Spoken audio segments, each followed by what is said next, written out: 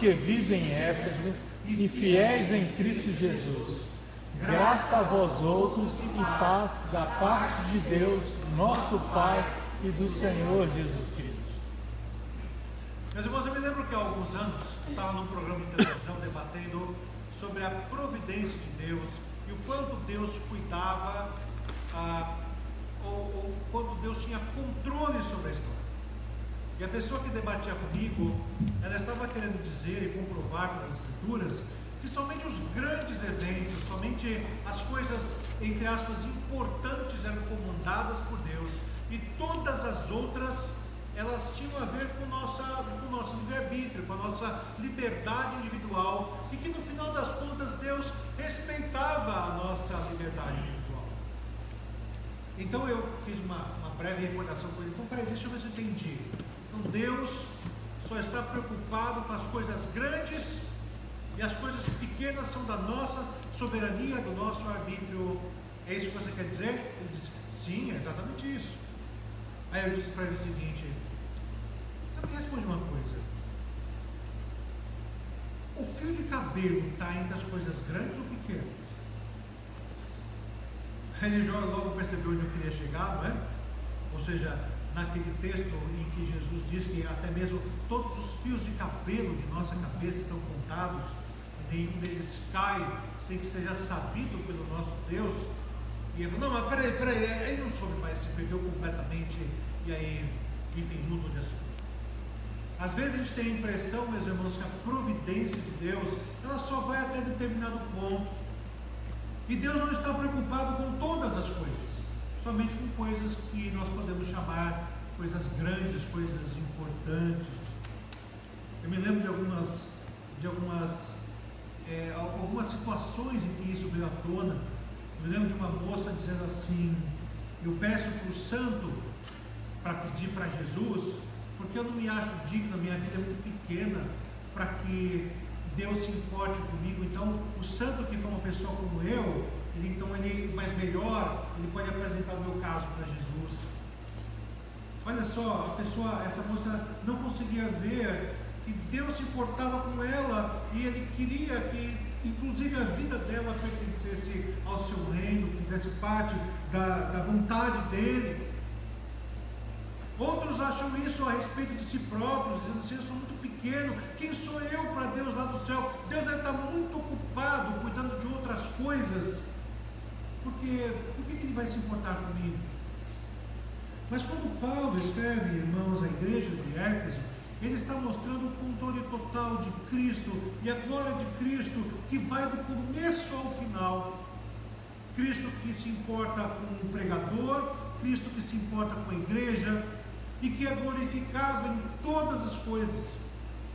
Paulo nos mostra, vai começar a sua epístola dizendo: Deus é responsável por tudo, Ele está por detrás de tudo. É por isso que a glória é somente a Ele, porque Ele é o autor de todas as coisas. Começando até com o próprio apóstolo que escreve essa epístola. Paulo, um apóstolo de Cristo. Vamos começar aqui pelo nome Paulo, não é? Nós lemos agora há pouco Atos capítulo 9, no qual Jesus chama Saulo, Saulo, por que me persegues? E o que eu já ouvi de gente dizendo o seguinte: não, porque foi ali naquele momento em que Jesus mudou o nome de Saulo para Paulo. Vamos esclarecer algumas coisas sobre isso. Em primeiro lugar, não há nenhuma evidência bíblica diz que isso tenha acontecido. O nome Saulo, na verdade, é aquele nome do Antigo Testamento, Saul, que foi agora transformado em Saulo, uma simples adaptação do nome, mas ainda da língua hebraica. E como Paulo exerceu grande parte do seu ministério entre os gentios, ou seja, aqueles de língua grega, né? Porque os hebreus, na verdade, falavam muito mais aramaico do que hebraico. A língua hebraica era mais destinada à liturgia, ao templo, mas mesmo assim não era comum eles entre si falarem grego. Mas fora ali da Palestina, do lugar ali, Judéia, Samaria e Galileia, se falava grego. Era a língua oficial do Império Romano, não era nem o latim. Os documentos oficiais eram escritos em grego ainda, como fruto, como séculos anteriores, a cultura grega influenciou tremendamente a cultura do mundo, que demorou para que passasse. Séculos ainda a cultura grega predominou dentro do Império Romano.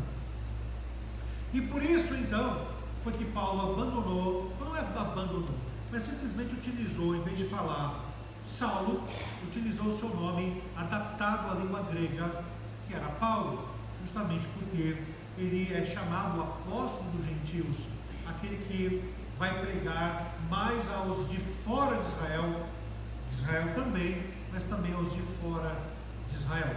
Se vocês quiserem uma comparação, é a mesma coisa que você chamar alguém João do Brasil, Juan em México ou qualquer país de fala hispana, John aqui nos Estados Unidos, não é? Acho que na França seria Juan também. Então, são adaptações do mesmo nome às culturas. E Paulo vai usar então esse nome para se mostrar mais próximo, para ter empatia, ou seja, para que ele possa comprovar aquilo que ele mesmo escreveu aos Coríntios: eu fiz-me de fraco para com os fracos, a fim de ganhar os fracos. Eu me fiz de tudo para com todos, a fim de, por todos os modos, poder ganhar alguns. Então o próprio nome que ele vai escolher mostra já a sua empatia com aqueles que ele quer ganhar para Cristo, aqueles para os quais ele quer pregar o Evangelho, a fim de que o Espírito Santo os converta. Então ele se chama Paulo, apóstolo de Cristo. Então esse termo apóstolo de Cristo já mostra, em primeiro lugar, que ele não se vê um mestre, mas um mensageiro. Já mostra aqui, em particular, uma qualidade de um líder. Por isso que é importante, irmãos, que vocês reparem nessas coisas. Até os grandes homens, por exemplo, depois de Cristo na Bíblia, eu não vejo um homem mais dotado, com tantas qualidades excepcionais como o apóstolo Paulo. Talvez seja o personagem bíblico que eu mais admire depois de Cristo, que eu mais veja em um ser humano pecador a imagem de Cristo estampada, é o apóstolo Paulo. Não é à toa que ele mesmo disse, né? Não sou eu mais quem vivo, mas Cristo que vive em mim. Olha a transformação que esse homem sofreu, e no entanto ele se chama o quê? Um mestre grande, o canhão de Jesus. Nada disso, ele é o apóstolo Paulo, e a palavra apóstolo quer dizer mensageiro, aquele que carrega uma mensagem.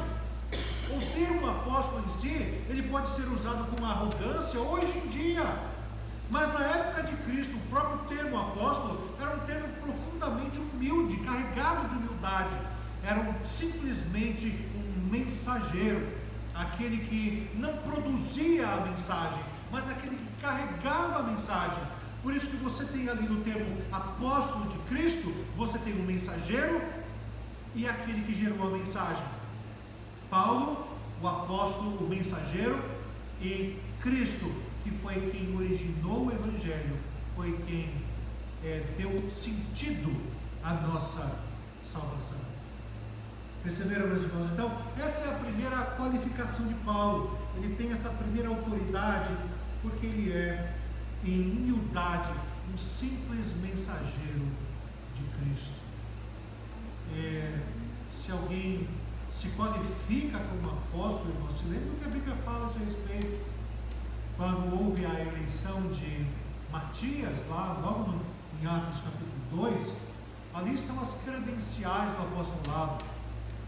Ele teria que ter sido discípulo de Cristo, ele teria que ter testemunhado o ministério de Cristo, sua morte e a sua ressurreição.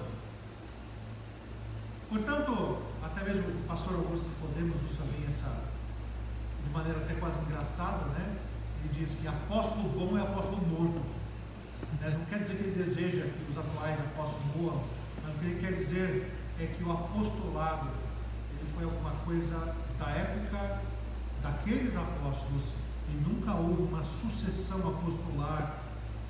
Eu não sei se esses neopentecostais que se chamam a si próprios de apóstolos percebem, mas como eles dão as mãos aos católicos nisso, porque o papado nada mais é do que a sucessão apostolar do apóstolo Pedro. que eles consideram que tenha sido o primeiro Papa, o apóstolo Pedro. Porque não há nenhuma evidência bíblica para isso. O apostolado morreu. Por isso que em outros lugares Paulo fala que ele é um apóstolo como que um filho nascido fora do tempo, como que alguém proposto fora do tempo. Porque durante esses 3 anos que ele passou na Arábia, nós lemos agora há pouco, logo depois da sua conversão em Damasco, foi um tempo em que Jesus Cristo lhe apareceu constantemente, lhe ministrando constantemente. Quando ele trata do episódio do espinho na carne, no final de 2 Coríntios, ele fala, olha, eu vi coisas que, olha, é difícil de explicar e que são até proibidas de serem ditas a outros homens, para outros homens, coisa. E então eu fui arrebatado até o 3º céu e tive visão do trono de Deus. Então por isso que ele se diz como um apóstolo nascido fora do tempo, como tendo recebido esse ministério do próprio Cristo. Não acompanhou o ministério de Cristo em vida, mas depois de ressuscitado recebeu toda a revelação da parte de Deus. E ele continua dizendo isso quando ele fala da Santa Ceia, a seguinte mensagem: os irmãos ouvem mensalmente, porque eu recebi do Senhor o que também vos entreguei. O que ele quer dizer com isso? Ele estava lá junto com os 12 naquela noite, na quinta-feira da paixão, na celebração da ceia? Ele estava. Mas como que ele diz então eu recebi do Senhor? Ele está dizendo ali que ele recebeu uma revelação especial de Deus a respeito da ceia do Senhor. Por isso que ele diz, porque eu recebi e também vos entreguei. Que Jesus Cristo, quando foi traído, tomou o pão e assim por diante. Os irmãos conhecem Cristo.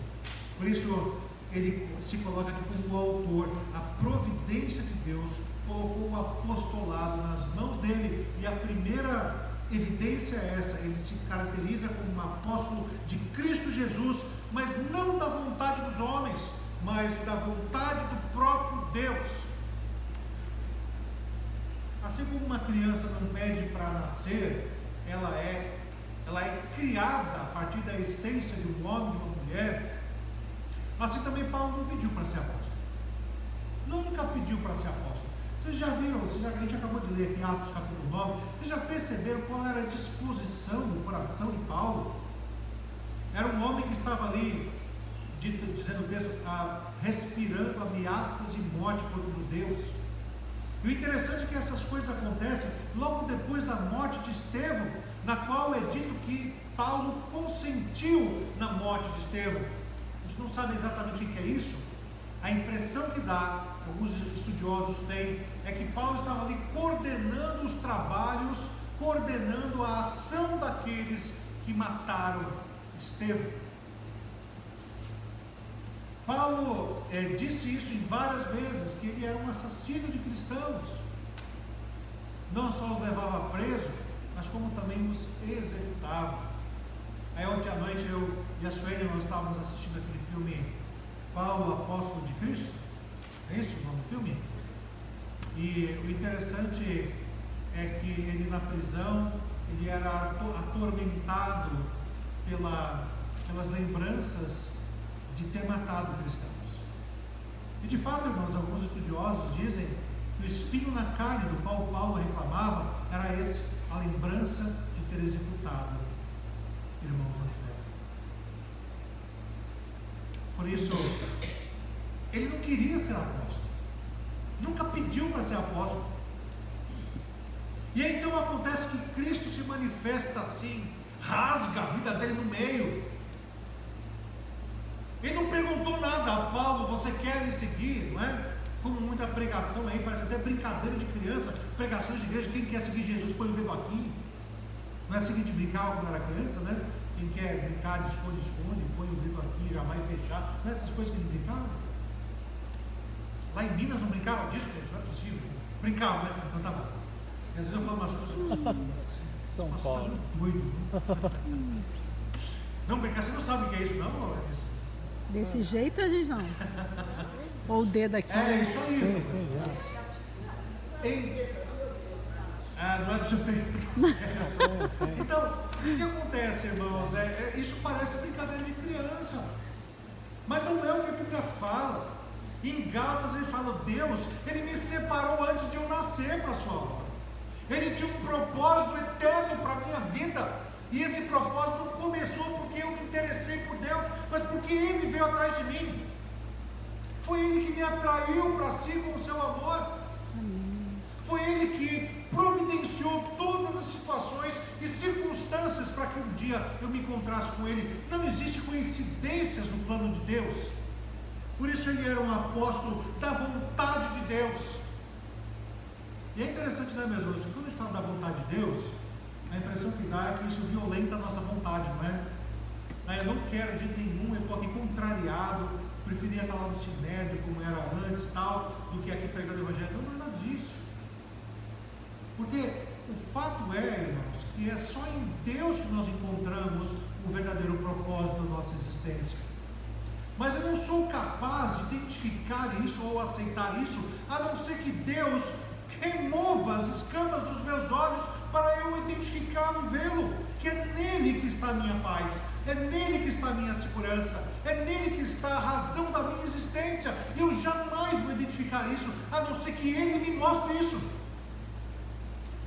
É por isso que Paulo vai falar no capítulo 2, que ele nos deu vida estando nós mortos nos nossos delitos e pecados, nos quais todos nós andávamos outrora, segundo o príncipe desse mundo, segundo o príncipe da potestade do ar, que agora habita nos filhos da desobediência.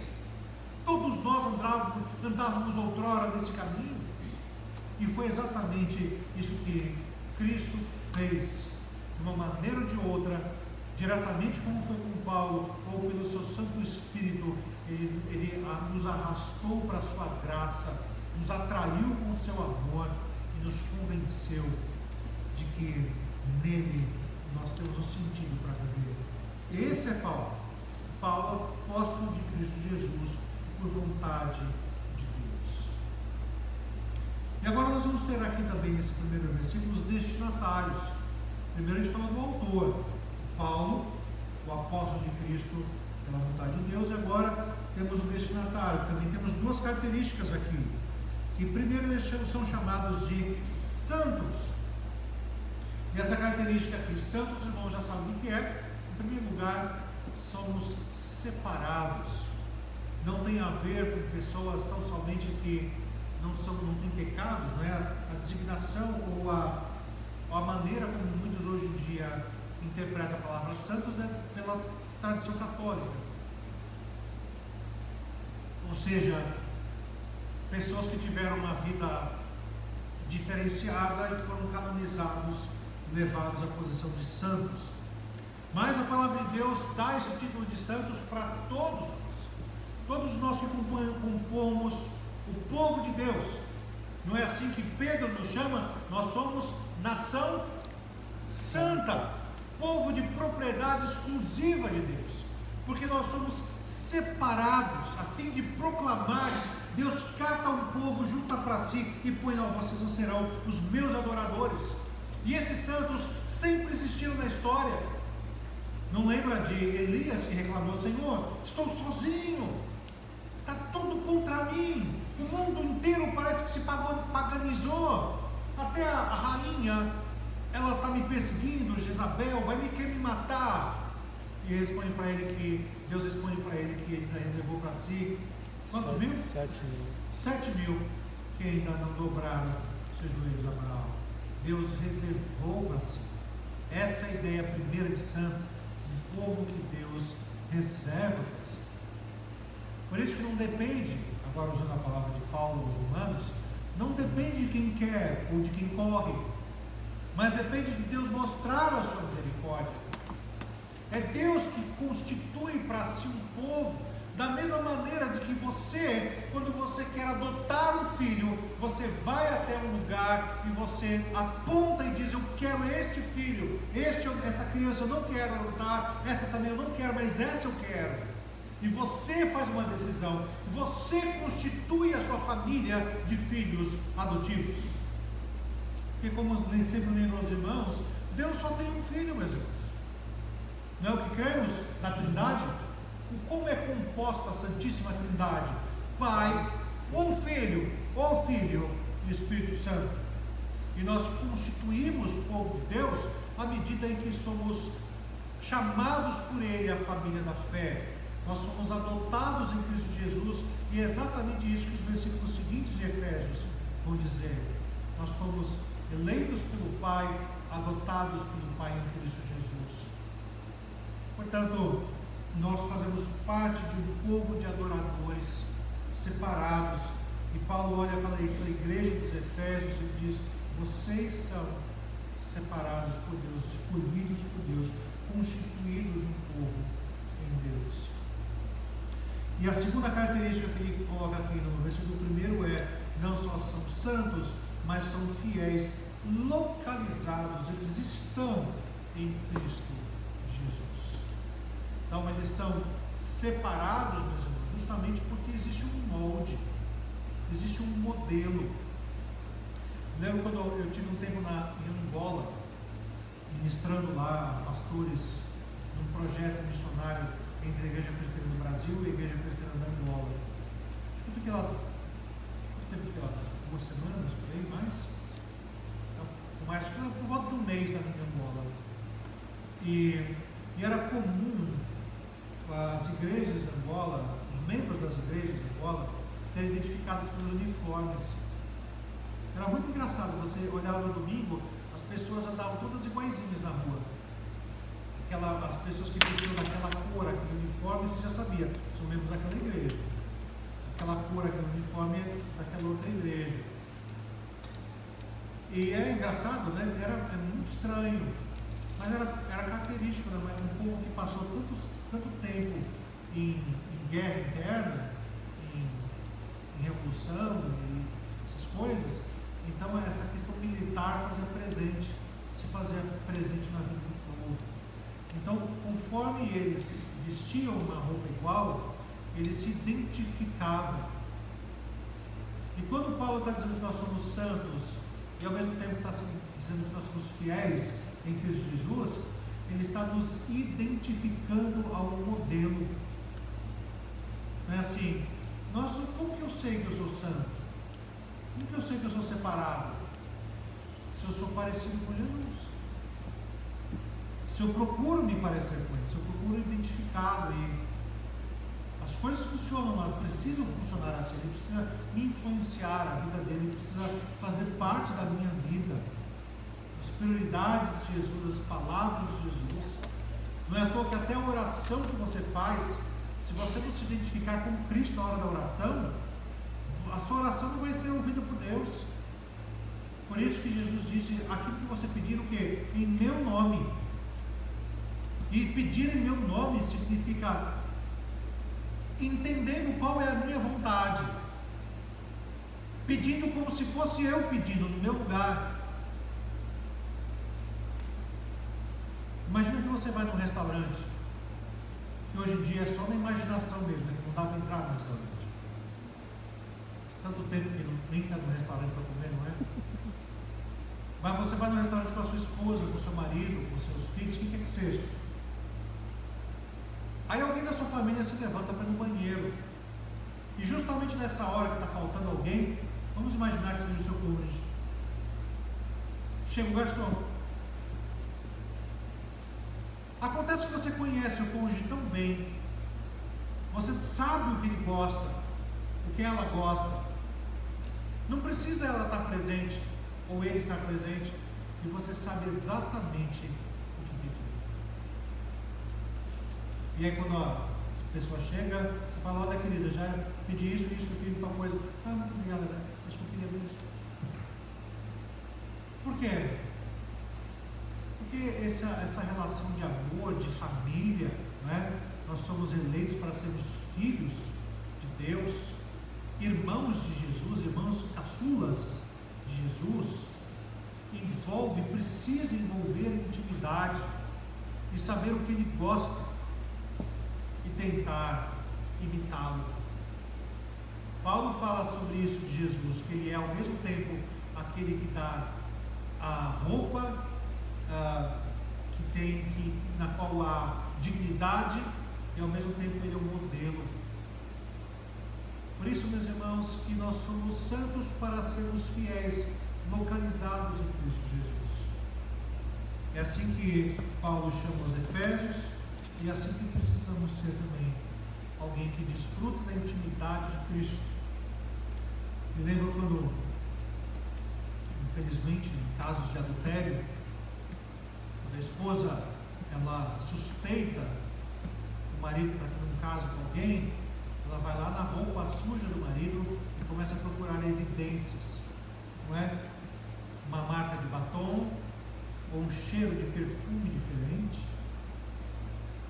Porque não há como você ter intimidade com alguém sem ficar com os rastros dessa pessoa em você. A mulher não está errada em nesse lugar procurar não, porque é muito difícil esconder um cheiro de outra pessoa.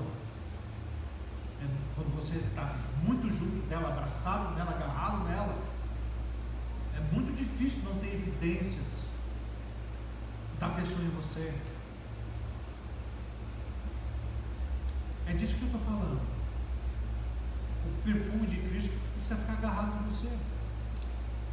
As pessoas precisam sentir Jesus em você, ver Jesus em você. Já aconteceu de você conversar com alguém de um sotaque diferente do seu, e você pegar o sotaque da pessoa? Eu tenho um amigo meu que é nordestino, e só de começar a conversar com ele, eu já começo a falar com sotaque nordestino também. Não sei se é porque eu gosto dele, mas agora é para provocar ele. Mas é assim, não é? A Sueli, quando conversa com os parentes dela no Rio de Janeiro, já sai puxando o S, é uma coisa doida. Essas características de estar com Cristo precisam ficar agarradas em nós, vistas em nós. As pessoas precisam olhar para a gente e pensar assim: você me faz lembrar alguém, você me faz lembrar Jesus. Já pensaram? Alguém já disse isso para você? Você faz lembrar Jesus?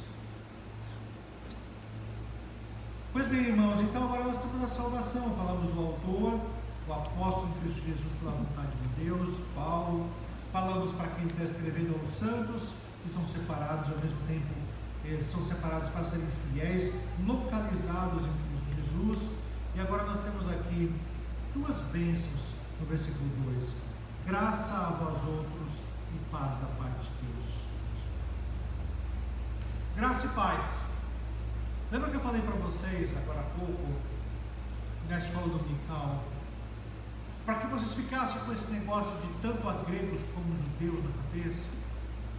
A cidade de Éfeso tinha uma grande comunidade judaica, e a igreja era uma igreja mista, de judeus e gentios, a igreja de Éfeso. E você vai ver, muito possivelmente, essas duas ascendências aí, essas duas castas brigavam entre si, ou tinham problemas de relacionamento. E boa parte da carta que Paulo escreve é para dizer que nós somos uma igreja só, um corpo só, judeus e gentios. Os judeus vieram primeiro, mas negaram a Cristo, e agora os gentios vieram depois e constituem uma só família em Cristo Jesus. Muitos são os dons, mas um só é o corpo. Essa é a ênfase. O que eu quero dizer? O que isso tem a ver com graça e paz? Porque era comum os judeus se encontrarem e se cumprimentarem com shalom, com a paz. Era um termo bem direcionado a judeus. Mas os gregos não tinham esse costume. Ao contrário, a saudação deles era caris, era graça. Os latinos, Roma, saudavam-se com a própria palavra saudação, vem daí, com saúde. Saúde para você. Mas quando Paulo, então, ele está saudando os irmãos de Éfeso com graça e paz, ele está querendo já adiantar um assunto de que tanto gregos quanto judeus, pessoas diferentes, a igreja é feita disso, de multiplicidade. Me incomoda demais uma igreja só de idosos, como me incomoda demais uma igreja só de jovens. Não existe isso. Não pode existir uma igreja de pessoas todas iguaizinhas. porque isso desfaz completamente aquilo que significa o aspecto místico da igreja, de pessoas completamente diferentes poderem estar juntas em manadas. Por isso que Cristo aqui é importante. Cristo faz parte da autoridade de Paulo, Cristo faz parte da identidade do cristão, são santos fiéis em Cristo, e de Cristo provém a bênção, a graça e a paz. Tudo gira em torno de Cristo, por quê? Porque é nele que as coisas se afunilam. Ele é o denominador comum. Me lembro da minha época de adolescente de divisor comum, né, ou de multiplicador comum. Tem que achar um número que seja divisível por todos os componentes da fração. E quando você acha, todos os números da fração são divisíveis por aquele, para poder fazer todos terem o mesmo denominador. Cristo é isso. É aquilo que faz com que eu e você, nós viemos de backgrounds completamente diferentes, mas em Cristo nós podemos ser um. Quando eu estava no meu último ano de seminário, eu tinha já puxado muitas matérias, estava bem tranquilo mesmo no último ano, no último semestre, e eu aproveitei para assistir muitos jogos do Corinthians naquele ano. Campeonato Paulista, fui vários jogos do Corinthians, ia estádio em São Paulo, não é só Pacaembu, Morumbi. Acho que naquele ano o Pacaembu estava em reforma, foi quase todos os jogos mandados no Morumbi. E eu me lembro que eu pegava o ônibus, pobre, não tinha dinheiro sanitarista, e era o ônibus indo para o estádio, só tinha corintiano indo para o estádio, mas o nosso parecia igreja. Até se chamavam de irmãos. Vinha um com a namorada, ou dá licença para o irmão passar com a namorada. E eu me lembro que eu estava agora, muito tempo depois, eu trabalhava com a Mackenzie, na final da Libertadores, que o Corinthians ganhou o campeonato, tinha um negão do meu lado, eu nunca tinha visto negão na minha vida. E aí quando o Corinthians ganhou o jogo, o negão veio, me abraçou, e com nós dois pulando, agarrado, abraçado, comemorando junto com o Corinthians. Meus irmãos, para você ter unidade com pessoas parecidas, nós estamos ali torcendo por um time, não precisa de Jesus. Mas quando você torce para time diferente, você é de cor diferente, background diferentes,